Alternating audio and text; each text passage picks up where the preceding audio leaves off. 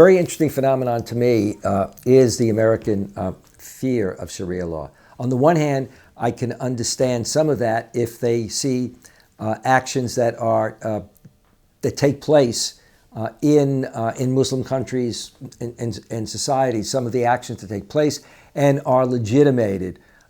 For example, the actions of Al-Qaeda, bin Laden Al-Qaeda, or of ISIS, that actions that both would attribute to Sharia law, particularly ISIS and a good deal of what it was doing. Who's seen as outside, who's seen as a danger in the executions that took place, etc. But I think in terms of the broader society, fear of Sharia actually is a fabrication. It's a fabricated phenomenon.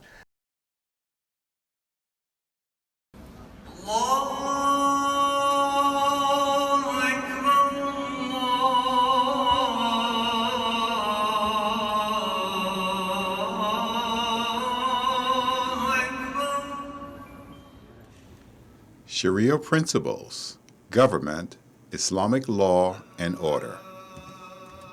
Throughout history, while the example of the Prophet Muhammad, may God's peace be with the Prophet, as head of state, and Sharia principles have been reference points, diverse and competing models of government and law have existed. The most conservative definition of Sharia is that those laws set in the revelation, in the Quran, or rules. But then there is another derivative meaning, which is those laws developed by jurists or interpretations developed by jurists from the Quran. And these, as you might know, reflect not only the inherent meaning in the words of the Quran, but also the ability of the jurist to understand them as best as he or she could in light of their cultural experience and their personal situation. So if they have had, for example, a culture that is patriarchal, then much of this will be viewed from that point of view. Although many changes occur with the spread of the Islamic empire and the rise and fall of governments, to this day, an idealized vision of a united Muslim state governed by Islamic law and ruled by a single leader responsible for protecting citizens, providing security and marketplace justice, and promoting public welfare has remained a powerful influence. So the word Sharia actually only appears once in the Quran, and it's in the context of referring to the, if you will, the path of Islam. Sharia means path, can be street. And early on in Islam and in the creation of the Muslim community, there was a natural concern about, okay, if we have God's revelation in the Quran, what does it mean to be a good Muslim? Well, the Quran talks about being a good Muslim, following God's will, very heavy emphasis on social order, etc. Well, then one goes to delineate that. And in contrast to, let's say, Christianity, in which theology was the primary way that Christians conceptualized and laid things out. They did develop, for example, Catholicism developed canon law, but the emphasis was on theology, and the great discussions and debates were about theology. In Islam, as in Judaism, the emphasis is on law. It is, what do we need to do, or what should one do to be a good Muslim, to follow God's will? What's acceptable, what isn't acceptable? And indeed, the Quran talks about the fact that the Muslim community, or that Muslims belong to a community, and the community is to create a just moral order. The community is also to, as it were, promote good and prevent evil. And in the early centuries, you then see the development of Islamic law. Islamic law, derived from Sharia, is considered the central guide for all of Muslims' actions and interactions. And Islam is seen as a comprehensive way of life that cannot separate religion and the state. There are many competing visions of how Islamic law, and the state are to relate in the modern state, and how Muslims living in non-Muslim countries should understand their obligations. Does Islamic law prescribe a single model of government? Sharia, that is based on jurisprudence, is not as pure as the Sharia laid down in the Quran. The one laid down in the Quran is for all times and places. It's not a Sharia for the Arabs. It's not a Sharia for the 7th century. It's also a Sharia for the United States, for Europe, for Asia, for whoever, just like Christianity and Judaism. It's not restricted to a specific geographical area. And therefore you would expect that jurists who are interpreting the Sharia laid down in the Quran will see it differently depending not only on the place they are in, but also on the time as well. So we know that different centuries have led to different jurisprudence, but also even Imam Shafi'i, when he developed the jurisprudence of this Shafi'i school in Baghdad, and then left to Egypt, he developed a second school of thought, which is this Shafi'i school of thought in Egypt, because the conditions were different, the perspective was different. Of course, the basic laws laid down in the Quran, these are non-changeable.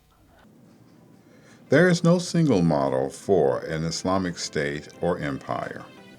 Diverse and competing models have existed throughout history, along with various types of leadership, including caliphs, sultans, imams, kings, and more recently, ayatollahs, presidents, and prime ministers. The Quran does not provide a blueprint for Islamic government.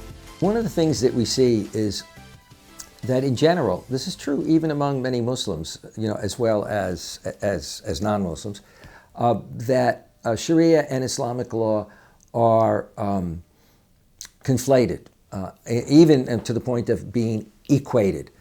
When in fact Sharia generally refers to the principles and values of Islam as found in the Quran and in the traditions of the Prophet. And it includes, of course, that which would be seen as regulations or laws in the Quran. But Islamic law is actually Muslim jurisprudence.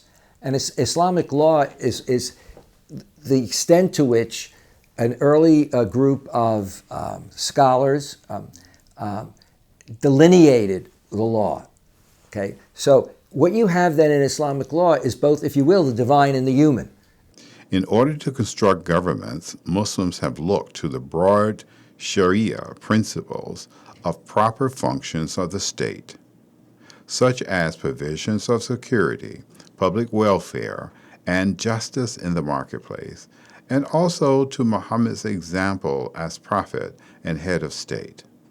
From my perspective, the analogy between the Sharia and the Islamic jurisprudence, which is properly called fiqh, is the analogy between the laws of nature and scientific theories about the law of nature.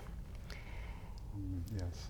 For example, gravity, we know it exists. You have some kind of gut feeling for what it is, but what is it really? We turn to scientists to explain it, and they explain it, but their explanations have varied throughout history. To Aristotle, gravity was the tendency of everything to be at the center of the universe. To Newton, it was the mutual attractive force between any two objects in the universe. To Einstein, it's the shape of space. These explanations are very, very different from one another, and yet we're always talking about the same underlying reality of gravity. Well, I think that's the case with Sharia. Sharia, the path to the water, and we all know how important water is, especially for the desert peoples where the revelation first came. The path to the water is whatever it is, whatever God has decreed it to be, just like gravity is whatever God has decreed it to be. Yes. And the scholars attempt to understand it and articulate it as a form of guidance for people who want to get to the water. That's the fiqh, that's the jurisprudence. So it's the difference between a landscape and the map of the landscape. The lack of a singular model of government opens the door to a multiplicity of ways of fulfilling the objectives of Shariah. During the Prophet's lifetime, his leadership of the Muslim community was clear. As recognized prophet and head of state, Muhammad could have chosen to be an authoritarian ruler. Instead, he followed the principles of consultation and achieving consensus in community, drawing upon recommendations, questions, and concerns from both women and men. Community participation was not limited to Muslims. Non-Muslim tribes, including Jewish tribes, were also included in governance and in a collective security arrangement known as the Pact or Constitution of Medina. Non-Muslims continued their own religious observances and followed their own religious law, but at the same time they were united in the broader interests of the community for public welfare and security. The typical Muslim here in the United States, when you come into a masjid and you want to profess belief in Allah, you profess belief in Allah and the prophethood of Prophet Muhammad, and you believe in the Quran, and there are various articles of faith that you might accept. You're not going to be asked about your understanding of Sharia. I actually hear more about the concept of Sharia on the news and debated in Congress, and even as represented by certain fundamentalist churches than I actually do in the masjid. As I understand it, for people who want to make a distinction between kind of the overall spiritual understanding as in the Quran of as a way or a path, a very well-lighted and an open road, which Sharia has that understanding and kind of limit it to certain ordinances that we call law. I guess you could make that distinction, but anybody who does that is by definition coming up with their understanding of Sharia and deciding that some parts of what's in the Quran or the life of the Prophet Muhammad is Sharia and some things are not. This model of focusing on the common good while allowing the personal choice provides a flexible framework and a broad political worldview that can be and has been reinterpreted over time to accommodate changes in society and culture. And there the confusion is even more serious because very often the country law includes cultural laws and rules that, if you look at them deeply, are in conflict with Islamic assumptions and basic principles. And yet people who are living in that country understand themselves to be living in a Muslim country with Muslim laws. And therefore they lose the distinction between the cultural aspect and the religious aspect. That creates a lot of confusion. Historically, the pattern played out in different ways, some more successful than others. States such as the Al-Muhad Caliphate in North Africa, 1121 to 1269, that tended towards extremely conservative religious and legal interpretation and political structures were often short-lived.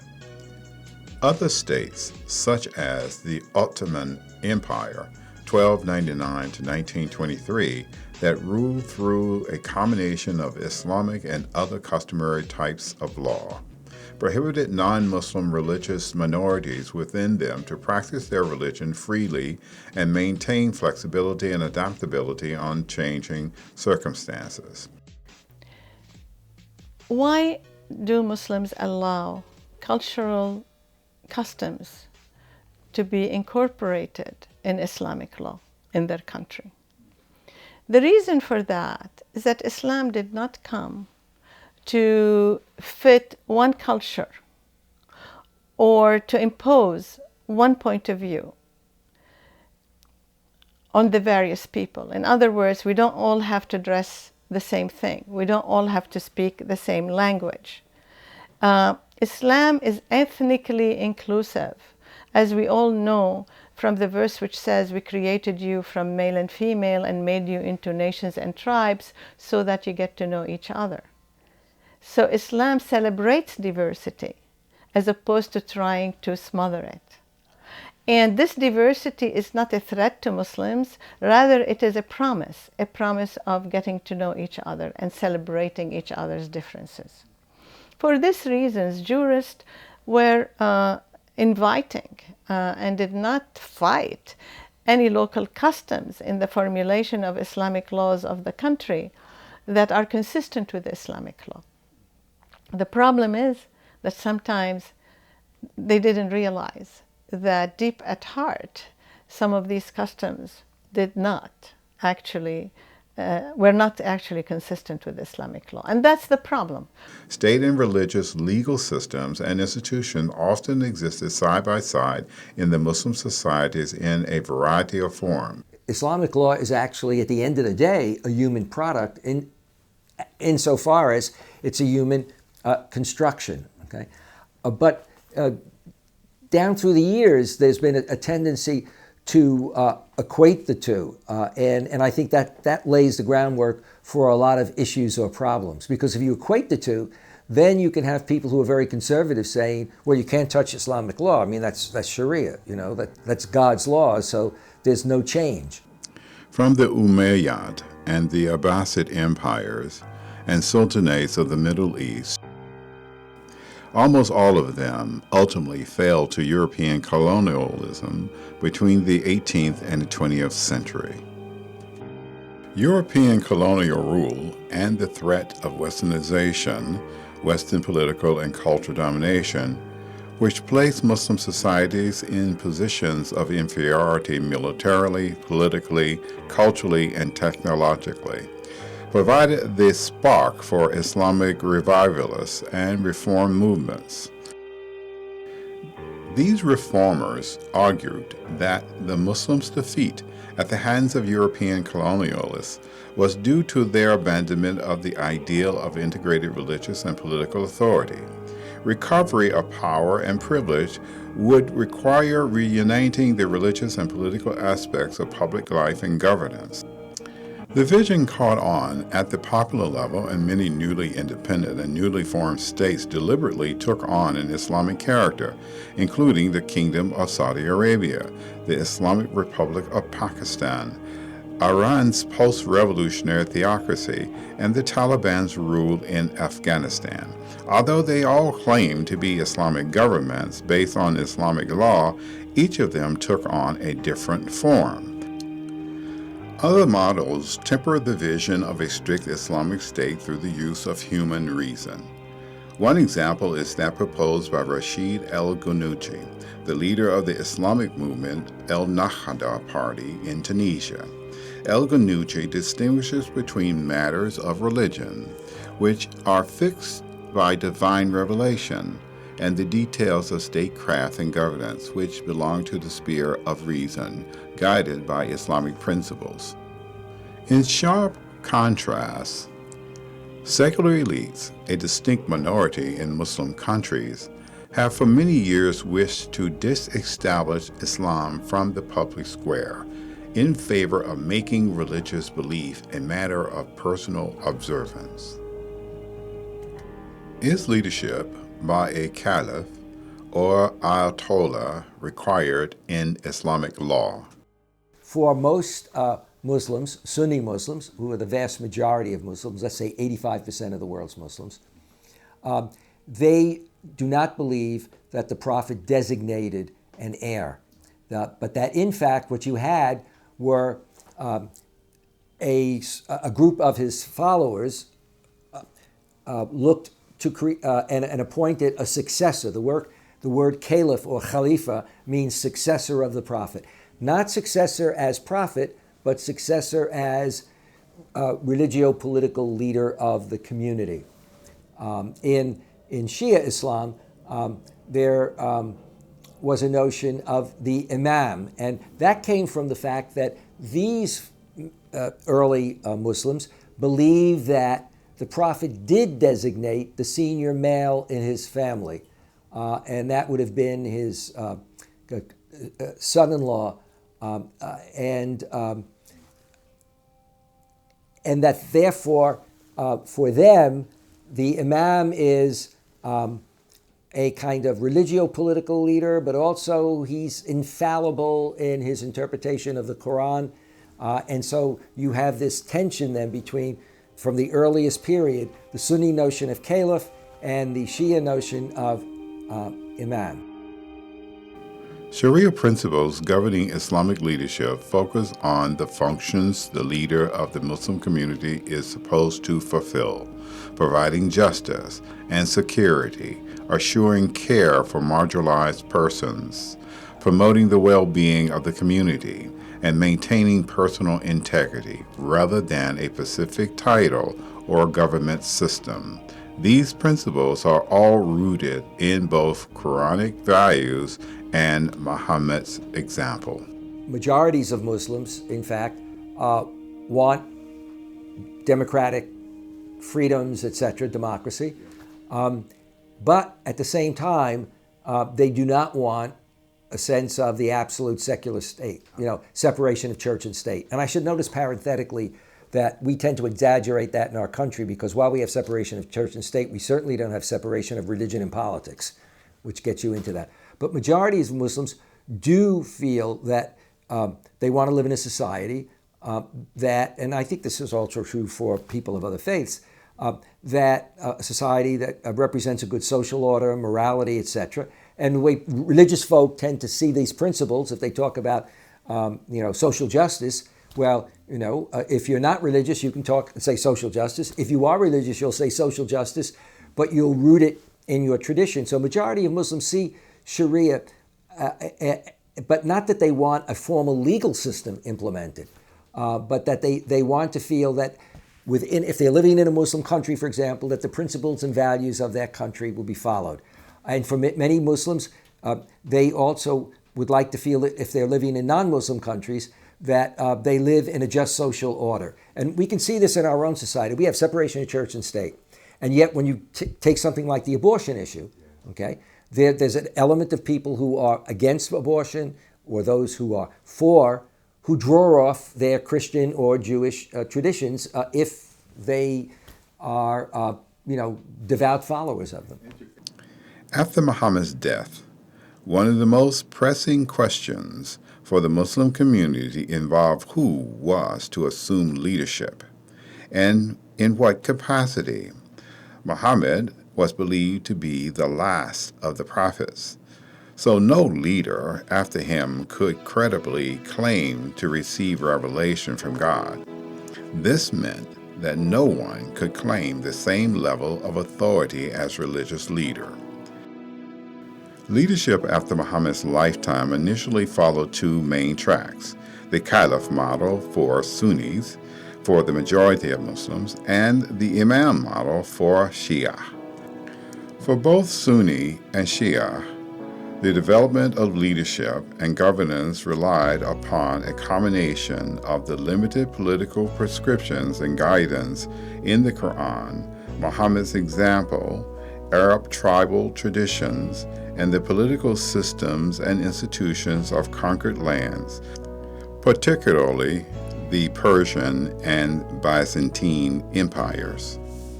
The spread of the Islamic empire over vast territories and the inclusion of a plurality of ethnicities, cultures, and religious groups over time led to an ever-increasing complexity of governing systems and leadership.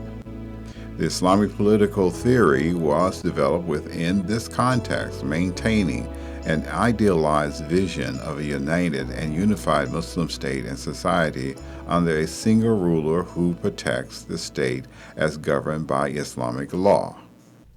I'm hard-pressed to recall a conversation where I've gotten to a debate about Sharia. Sure. People might talk about, and my experience is that people talk more about Allah, the Quran, the Sunnah, or the example of the Prophet Muhammad. All these things make up the overarching Sharia. They're part of the entire revelation, they're part of the experience and the part of life of the Prophet Muhammad. But as I understand it, through history and time, different, and even now, different countries and different countries that will say that they are Islamic countries, implement various aspects, and I'll say it this way, various aspects of what they understand to be in the Quran and the Sunnah of the Prophet, and say that this is their implementation of Sharia.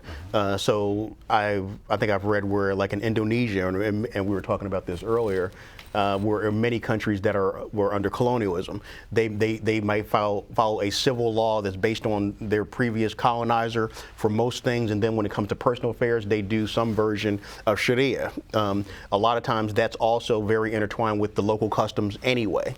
Sunnis believe that the Caliph, literally the successor to Muhammad, was to serve strictly as a political leader. Although the first four caliphs, known as the rightly guided caliphs, issued opinions on matters of religion and law, their authority was based on their personal knowledge of and interaction with the Prophet Muhammad rather than the office of the caliphate itself. Sunnis note that these caliphs were agreed upon by the consensus of the community based on their qualifications rather than heredity. Some contemporary Sunnis therefore believe that this places democracy and the idea of a social contract between ruler and the ruled solely within the Islamic heritage. Islam, one needs to realize that because if you read the Quran and you look at the example of the Prophet, there is a sense that God's law, God's values, principles, should be reflected in the community. But that's a lot different than talking about the union of religion and the state. The only place where you can see anything that one might want to call, that some might refer to as a kind of theocracy, might be this general sense of Iran. And the notion that you've got clerical leaders. You've got a senior clerical leader, but you also have clerical leaders within the society. But by and large, what you see for, if you will, the majority of Muslims is the sense that one's society, that separation of church and state is a problem, because if you really mean absolute separation of church and state. But that would be a problem for many. But if you're talking about if you're living in America, then you accept that. In practice, many of the caliph's functions corresponded to the powers of rulers of other societies. The caliphate quickly transitioned from leadership by the most agreed-upon member of the community to leadership by one who was able to siege and hold on to power, typically a military man. The original vision of the caliphate gave way to a family-controlled dynasty and empires.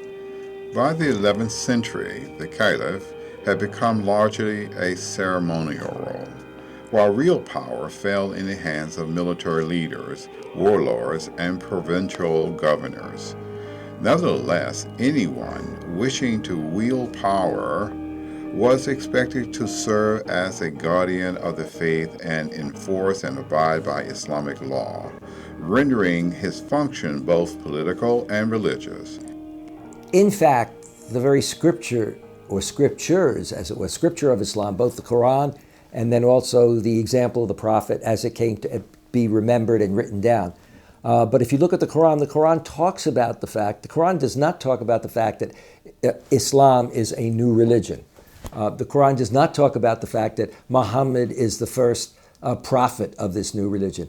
That revelation has come before the Quran. The revelation was sent to the Jews in the Torah and to Christians with the Gospels. Okay, but the Quran says that some of those scriptures became corrupted, over time. And so, for example, a great prophet like Jesus, who's seen as one of the great prophets, and in fact, Jesus is mentioned. If I remember correctly, Jesus is mentioned more in the Quran than Muhammad is. But that in fact, this corruption, then God one final time sent his final prophet, the Prophet Muhammad, and sent, if you will, the final and complete revelation, and that is the Quran. So the Christians and Jews were recognized as people of the book, that they had sacred books. And that notion later on was extended to others. Now, it did not mean necessarily equality under the law, in that, given the times, and one needs to remember, in the early days of Christianity did not tolerate, not only didn't it tolerate other interpretations of Christianity that were seen as a problem, they were persecuted or attempt to eliminate them, but it did not, it was not pluralistic when it came to treatment of Jews, and later on when it came to Muslims. In theory and often in practice, but sometimes not in practice, depending on who the ruler was and what country. Therefore, Christians and Jews had the right to exist in a society. They had to pay a tax called the jizya, a kind of poll tax or head tax. In exchange for that, they were to be governed by, as it were, directed by their religious leaders, follow their religious leaders and their religious law, as well as the laws of the broader country or society or empire that they lived in. The difference in interpretation of Sharia is not always a matter of only culture. Different people look at things differently. A simple example is the cup half full or half empty, right? That is not necessarily a cultural issue. That might be a psychological issue or some other thing. And all of this affects the way you understand what is being said, either by other scholars or in the Quran. One major issue I have found, and I need to highlight it in this discussion, is that a lot of people in the US, a lot of Muslims in the US recently, have been writing either translations of the Quran or engaging in jurisprudence based on the translations of the Quran, not on the original Quran in the original language. I shouldn't say original Quran, there is only one Quran, and the rest are attempts at translating it, in which much of the meaning is often lost. So to base your jurisprudence on something that is not the Quran itself is really very troubling to scholars, even if we're not talking religion, even if we're talking academia. And then how serious is it when you're developing ideas about the Quran based not on the Quran itself, but on what some person thought it meant? Here's one big problem. The other big problem is that in the Arab societies themselves, after colonialism, this has been a weakened understanding of the Arabic language because of the colonialist policies of smothering Arabic and trying to replace it with other languages. As a result, we find now jurists who are not very strong in Arabic making sometimes outlandish interpretations based on confusion. Having a united community under normal leadership of a single individual was considered a public good that provided safety and security, even at the potential expense of justice. That normally unified Muslim state and society ruled by Islamic law was forcibly brought to an end with the collapse of the Abbasid Empire, ruling from 750 to 1258 at the hands of the Mongol invaders. A network of sultanates then emerged from Africa to Southeast Asia. By the 16th century, there were three main contenders for power: the Safavid, Ottoman, and the Mughal empires. But from the 18th century on, Ottoman Sultan came to be regarded as the Caliph of Islam by many Muslims around the world. The abolition of the Caliphate in 1925 by Kemal Ataturk, along with the breakup of the Ottoman Empire in the aftermath of World War I, left Muslims without even a normal caliph for the first time since Muhammad's death. For some, the vision of a united Muslim community under a single leader remained both an imagined past and a hope for future. And a number of organizations with political goals and global reach, often deemed extremists in the West, such as ISIS, have arisen with the goal of re-establishing the caliphate. Although Abu Bakr al-Baghdadi of ISIS have claimed the caliphate, the overwhelming majority of the world's Muslims reject him as unfit for the position, as he has failed to fulfill the most basic Sharia objectives, including provision of security and public welfare. Shia believed that the Imam was the rightful leader of the community, based on descent from the family of Muhammad. Although not prophets, the Imams were believed to possess the ability to interpret the Holy Quran infallibly, thus making them legitimate legislators as well as political and religious leaders. Shia believed that the Imam was the rightful leader of the community, based on descent from the family of Muhammad. Although not prophets, the Imams were believed to possess the ability to interpret the Quran infallibly, thus making them legitimate legislators as well as political and religious leaders. Shia traced the Imams through Muhammad's cousin and son-in-law Ali, who was married to Muhammad's daughter Fatima, and his male descendants. Shia disagree to the number and trajectory of those descendants. However, all Shia believe that there is no longer an Imam on earth, although some believe that he is not dead and has entered into a mystical existence from which he will return on some undetermined time in the future. In theory, certain functions cannot legitimately be fulfilled in the absence of the Imam, including authorization of jihad as military action. In practice, leadership of the Shia community has fallen into its foremost religious and legal scholars, the highest level of which is an Ayatollah. Historically, the leadership did not include political leadership of the community. Ayatollah Khomeini melded both the political and religious leadership in Iran during the 1979 revolution in order to place the jurists in the Imam's place during his absence, although not all Shia follow this model. Do most Muslims want to return to a caliphate? If you're in a Muslim empire, then it is governed by Islamic law. In terms of the caliph and the empire, or later on the sultan in the empire.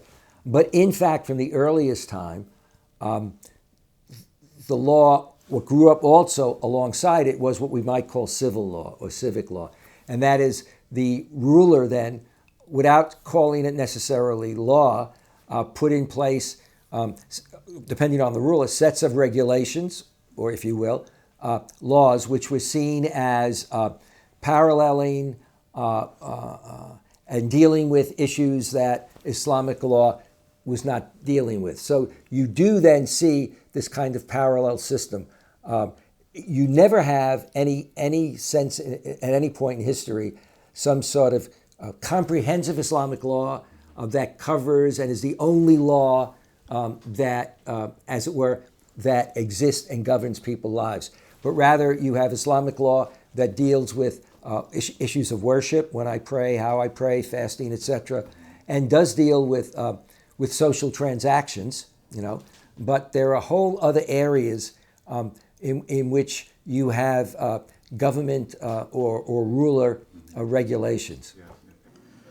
For many Muslims, The caliphate is a powerful symbol that represents a past ideal society in which the entire Muslim community was united under a single leader and was a global power.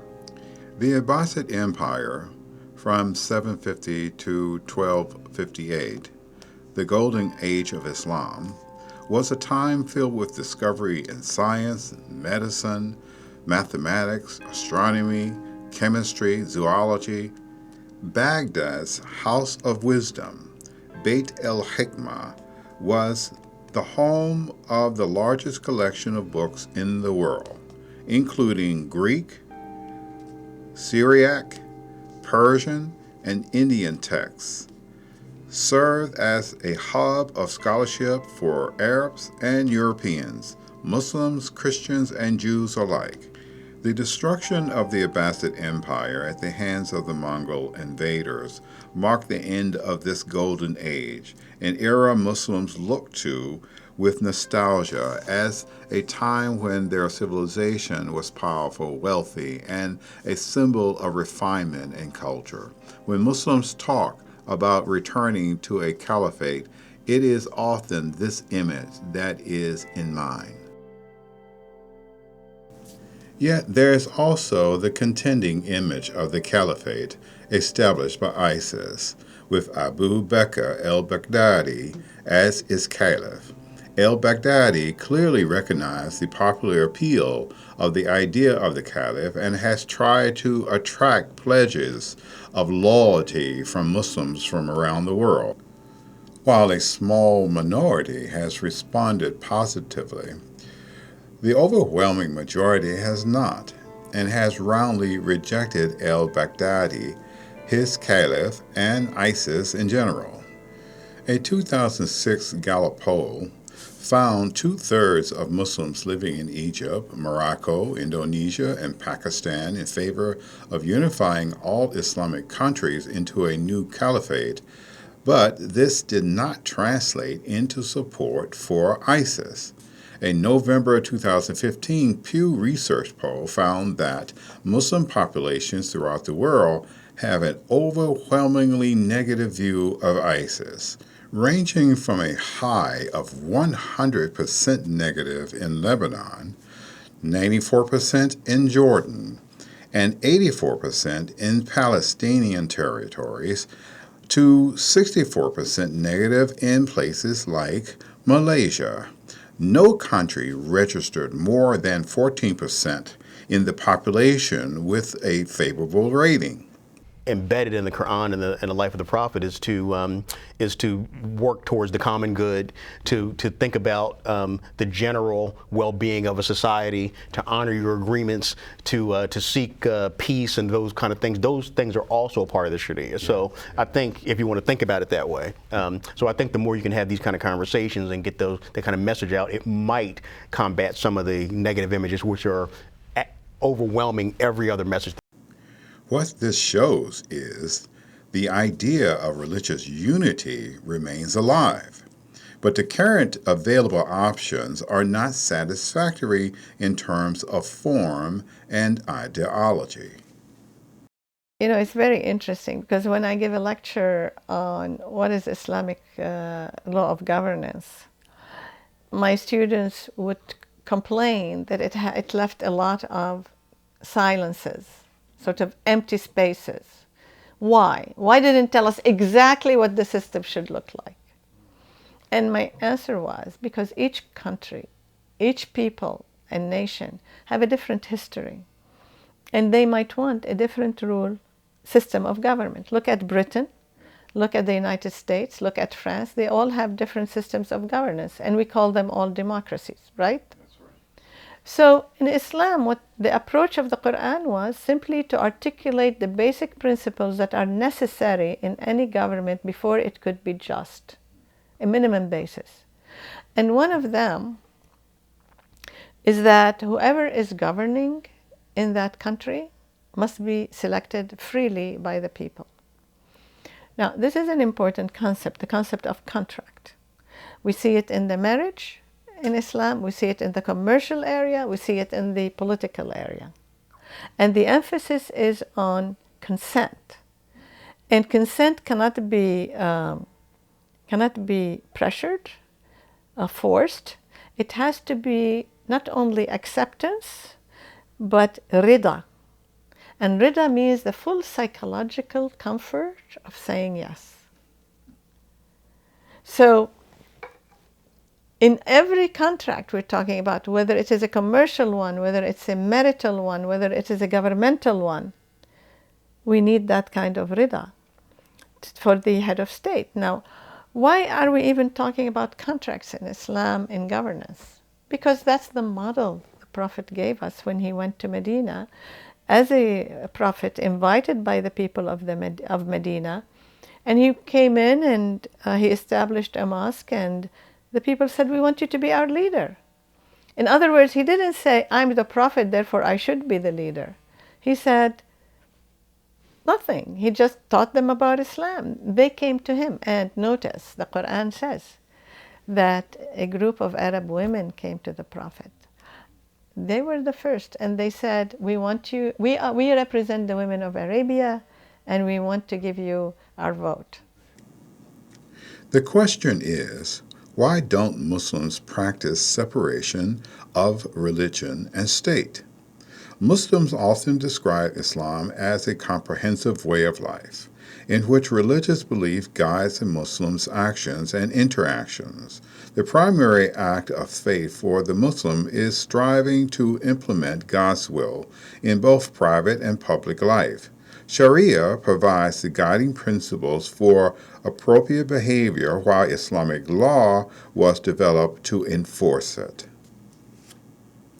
I think that if you're going to use Sharia as a synonym for Islamic law, and obviously people do, that your understanding should be as the notion of rule of law itself. That's what's being talked about here.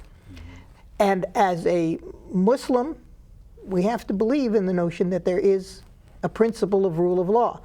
Now, how that principle applies in particular situations, well, that's where you get into the jurisprudence, and things can get quite complicated and messy, but the same is true with anybody's notion of rule of law. Here in the United States, certainly a country that claims to believe in a rule of law, but what does that mean? We have a great debate going on now about the appointment of a member of the Supreme Court. Well, why is that so controversial? Because the question about what the practical consequences of the application of not even an abstract notion of rule of law, but the Constitution of the United States, a specific Constitution, written out, carefully deliberated over, what is that going to mean is going to be very much in contention. Throughout history, being a Muslim has meant not only being a member of the Muslim faith community, the Ummah in Arabic, but also living in an Islamic state governed by Islamic law, in theory, if not always in practice. The centrality of the law for Muslims is comparable to the centrality of the law for Jews. It differs from the Christian idea of rendering unto Caesar what is Caesar's and rendering unto God what is God's. For many Muslims, religion and state cannot legitimately be separated. The interconnection of religion, state, and society is stressed in many places in the Quran, which teaches that the earth was given by God as a trust to humanity. As God's representative on earth, Muslims have a divine mandate to establish God's rule by the creation of a just society.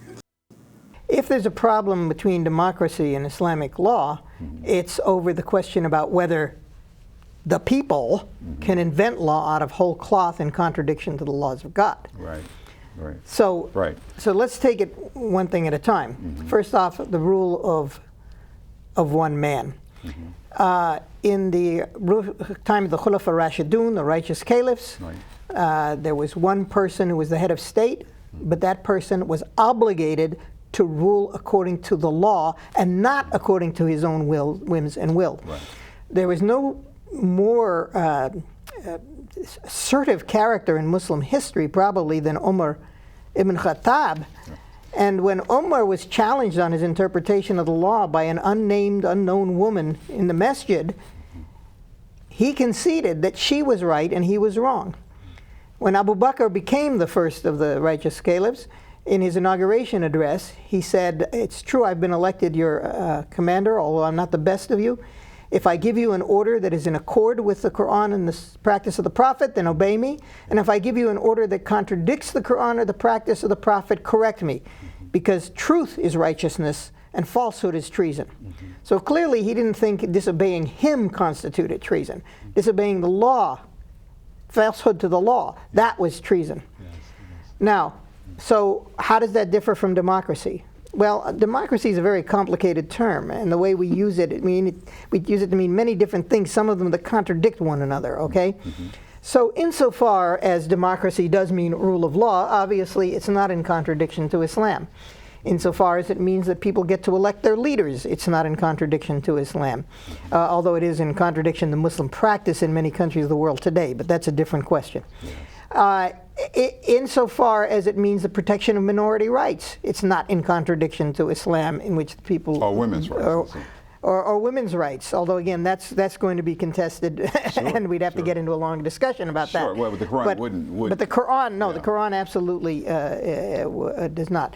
Now, so what is the problem with democracy? Again, some people who consider themselves to be Democrats believe that whatever the people say is right. If the people vote for it, or if their legislators vote for it, it's right. So if their legislators, if the people vote for slavery, it's right. If they vote for white supremacy, it's right. If you vote for, excluding people from the franchise, it's right. It seems contradictory to me, but that's beside the point. The point is this: there is a higher law. And for me, if democracy means that the people are given the maximum latitude to, number one, to control their own lives to the degree it doesn't interfere with others. We call that liberalism. That was part of classical Islam. That they have to be consulted in those things that affect the collectivity. That's called shura in Islam. It's in the Quran. It's mandated. The Muslim community is necessarily a political entity. The Quran 49:13, for example, teaches that God made you into nations and tribes. Muslims, like Jews and Christians before them, have been called into a relationship with God to form a community of believers. By creating a moral social order, they will stand as an example to other nations. This is Quran, the second surah, 143. You are the best community evolved by mankind, enjoining what is right and forbidding what is wrong. This is Holy Quran, 3rd Surah, 1:10. The idealized vision of the Islamic State was historically that of a community ruled by Islamic law, not a theocracy governed by the clergy or the ruler. The role of the state was to provide security and order, enabling Muslims to carry out their religious duties, to do good and reject evil. Rules and judgments were to be based on classical Islamic law rather than created by new legislation. Finally, a balance of powers was distributed among three entities: the Caliph as the guardian and defender of the community and the faith, the ulama, religious scholars, as dispensers of religious and legal advice, and the judges as adjudicators and dispensers in accordance with Islamic law. Over time, many Muslims came to believe that a perfect state based on this ideal blueprint had actually existed in the past and should be restored. In reality, while some of the concepts of the ideal state had existed in different places in different periods of time, there is no one single actual historical model upon which all Muslims agree. Islamic law develops, and then the notion of, okay, if you live in a Muslim society, if you're in a Muslim empire, then it is governed by Islamic law. In terms of the caliph and the empire, or later on the sultan and the empire. But in fact, from the earliest time, the law, what grew up also alongside it was what we might call civil law or civic law. But there are competing visions of the precise nature of the relationship between Islam, Islamic law, and the state, as evident by the diverse existing forms of government throughout the Muslim world. These include a variety of self-proclaimed Islamic governments, such as Saudi Arabia's Wahhabi monarch, Iran's clergy-run state, Sudan's and Pakistan's Islamic republics, and the Taliban Afghanistan. Monarchs like Morocco, Jordan, and most of the Gulf states have parliaments, while Muslim countries from Senegal to Indonesia have parliamentary forms of elected government. For some, an Islamic state means having Islam as the official state religion, a Muslim as a ruler, and no law that contradicts Shariah. Others reject any secular aspect to the state and insist on an idealized vision of a pure Islamic state. Is that you have, even if you're elected as head of state, you have to consult the people. And whom do you consult? Ahl al-Hal wal-Aqd. Who are Ahl al-Hal wal-Aqd? In the past they were defined as the leaders of the community. But literally, the words mean those who can enter a contract and dissolve a contract. Who can? People who are mature, who are in good rational condition, and all these other things that you require, for example, in a voter. So maybe in the past you couldn't, originally in a small place like the city-state of Medina, you could talk to a lot of people who are Ahl al-Hal wal-Aqd, and then as the population exploded, you had to talk to leaders only. But now with electronics, with television, with all these things, you can really approximate a much more popular democracy than we could have thought about. And of course, now the people can directly elect the president or the head of state, as I call it. That is something, what the Quran really wants. It wants the people to make the choice. It wants the person who is chosen not to believe that he is the dictator, but to consult with the people who are rational, who are in the community or in the society, to find out what is their will. Because he cannot just ignore them. This is not a dictatorship. It is a democracy, actually, because the voice of the people is always heard. Justice is the core. And one way of achieving justice in Islam is that the judicial system is independent of the executive. We're talking 1500 years ago. The head of state, ideally, could not remove a judge for a point of view, for disagreeing with him. We're not there, right, anymore. We're not there. But the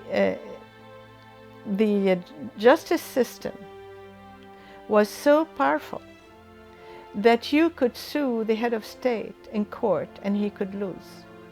And that's what happened exactly to Khalifa Ali when he was sued by a non-Muslim.